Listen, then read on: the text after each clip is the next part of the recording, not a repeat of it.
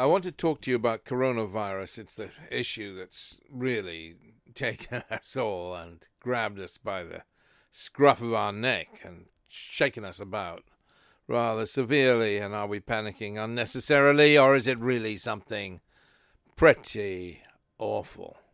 Let me kick off by telling you an old Iraqi joke. It's one I've told before. It's my favorite Iraqi joke, and it's pertinent in its way. The thing is, there was this old man, and he was quite a character. He'd been good all of his days. And the Archangel Gabriel looked down and saw this fellow and thought, I will give him a reward. And he'd had a word with the other angels. Do you think it's okay? Can we give him a reward before he dies, before he starts to kick up daisies, before he heads for the kingdom of heaven? Let's give him a prize. And the other angels said, sure, why not? For goodness sake, yes. So they did decide to do precisely that, and the Archangel Gabriel went down and saw the old man. And he said, man, you have been a saint. Now, what can I do for you? What can I give you as a reward for your goodness, for your great goodness? And the old Iraqi, who was living in Baghdad at the time, said, well, you know, I've always wanted to visit Hawaii. I want to visit Hawaii, but I'm afraid of flying. Would you build me a causeway from here to Hawaii? You are the Archangel Gabriel. After all, you could do it. And the Archangel Gabriel looked at the man and he said, well, just a minute. And then he had a little word with the other angels. He said, you know, it's a bit steep, wouldn't you say? Very, very disruptive. So he went back to the old man and he said, let's build you something else. Let's do something else. Because, you know, is there nothing else you would like? And the old man mused a moment, thought about things a moment, and he looked at the Archangel Gabriel and he said, okay, I know something else I'd like. Make Baghdad like it was when I was a boy, when, you know, how it was. We would eat masgoof at the side of the river and recite poetry, drink whiskey, and the whole world was so beautiful, and everybody would walk and promenade at the side of the road, and everything was magnificent. You remember how it was in Baghdad in those happy days before. And the Archangel Gabriel looked up at the other angels and then looked back at the old man and sighed. And he said, okay, so how wide do you want this causeway?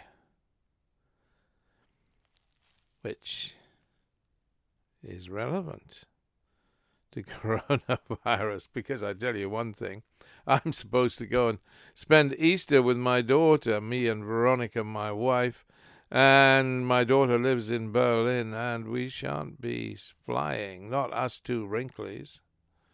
No, I mean, I guess we're prize candidates for it, aren't we?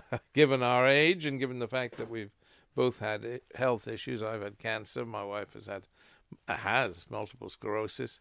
So no, we shan't be flying. We shan't be romping around airports. We'll just go easy by car. We'll drive to Germany. We won't ask for a causeway to be built across the English Channel. We will take a ferry, but we will drive to Germany because it's a matter of being cautious. Now, it's not. I was listening to somebody on the television actually just yesterday who was saying we have to deal with fear because people are panicking about food supplies and such. It's not fear. It's common sense. Common sense, given the circumstances. People need to be sensible. So yes, you need to stock up on food and so on. I mean, it would be hugely inconvenient if you had to self-isolate for 2 weeks and you didn't have proper food in the house. Yes, it's absolute common sense. and it's it's it's a given. And the idea that this is some form of hysteria, no. People need to be sensible with the coronavirus. They should not be taking flights and unnecessarily if they're in their 50s, 60s, 70s. Of course they shouldn't, because airports and such are a problem. I went with my wife to the cinema yesterday. We went out and had a lovely meal. We went with a friend, and we made a big splash-up thing of it because it's the last time we'll be going for a little while. Yeah, because, for goodness sake, no, it's not sensible. Also, my aging mother is in hospital. I don't want to give her something. So there's an exponential rise in this thing.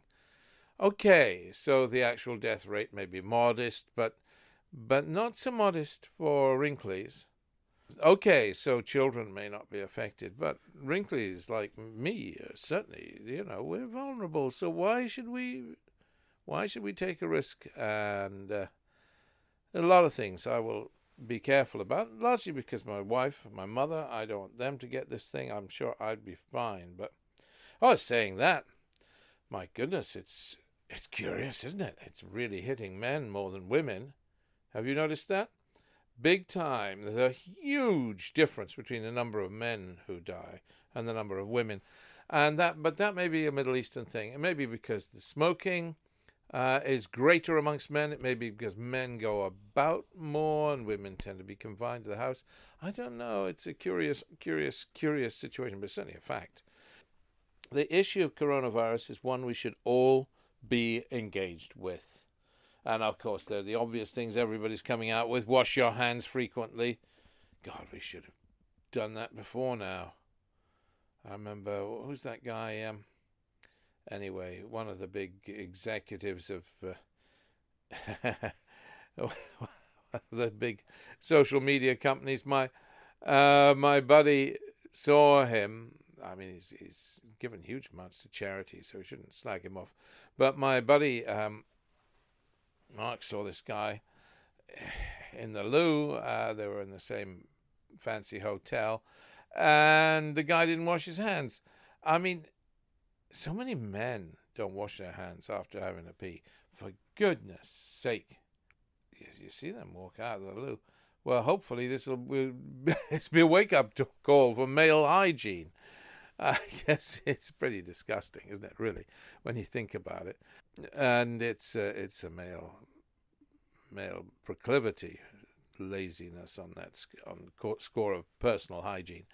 No, it is something we need to change, and that's another reason perhaps that more men are getting coronavirus than women. We're just dirty. Well, it's got to face it. I mean, it's a fact. So we got to behave a little better. If the crisis continues, we should, if you're over 50 years of age, and 50 seems to be the cutoff point. I know predominantly it's a disease of the 60s and 70s, but 50 is when you begin to get it seriously. I mean, my daughter's been in northern Italy and reporting on this for one of the big international newspapers. And 50 is the cutoff point. And so, you have to watch it if you're over 50. Under 50, you don't have to care. Except you want to be nice to the over 50s and keep some good personal hygiene. All these face masks don't matter a damn, of course. They don't make a tinker's cuss worth of difference. It's just cosmetic. Or unless you're going to... It was always the same. I mean, even in the common cold, they did studies of the common cold years ago. I remember reading them. And the Americans were doing these things. You get the infection of the common cold. How do you get it? By shaking hands. It always has been the case. That's the predominant way of transmission. Not by kissing, not by... Well, of course, if you kiss somebody full on, then you would catch any disease they had, no doubt. But not by the kiss in greeting, not by sneezes. In those days, I mean, that study was done years ago. In those days, of course, the second largest form of transmission was the telephone, because people would share office telephones. The mobiles weren't so prevalent. But the biggest form of transmission, always through history, has been the handshake. And so the need to avoid, how difficult it is to avoid touching your face when you touch. My wife was telling me off last night, and her friend, they were both telling me off. I do it all the time. Touch my lips, touch my eyes, touch my nose. Just subconsciously, without even thinking, when I'm chatting. You watch yourself, and you'll do the same. It's very hard to avoid that, and that's how the infection comes, of course, from the hand to the face. Well, you know that. It's a good opportunity for us to reform our personal habits. Good opportunity to give up smoking if you're a smoker, for goodness sake. Because, of course, people with weak lungs or weak hearts are more vulnerable, and it is, therefore, more of a problem for smokers. Yeah, we need to do something about that. And yeah, I was saying earlier about unnecessary flying, there's a moral reason for that as well. For goodness sake, short-haul flights are ethically unsound. Most of the fuel's used taking off and landing, so yeah, you shouldn't use flights for short journeys if you're into environmentalism, should you? So we need to try and reform in so many ways, reform our personal habits. Is this God's doing? Is God doing this? Is God putting us to the test? Can we blame God for sickness, sin, disease, and death? Is it all God's fault? I don't think God ever tests his people, except for the inevitable ultimate test, which is free will itself. The whole universe was given free will. That's what Mullah Sadra, the great Islamic philosopher, would have us say, and that's much what St. Paul would say. They tend to go for it's God within whom we live and move and have our being. I'm not so inclined to say that. I think creation is a separate entity from the Godhead, the God the Father, or Father, Mother God. But nonetheless, God doesn't create sin, doesn't create disease or death. It is a construct of free will, which the entire universe, God has taken his hand away. Tabit al-Kul, he is controller of all. Tabit al-Kul, he is controller of all. Oh, sorry, that's from the creed in Arabic. But he may be a controller of all, but he's not manipulator of all. Yes, he will answer prayer, and he does, but he does not contrive to test us.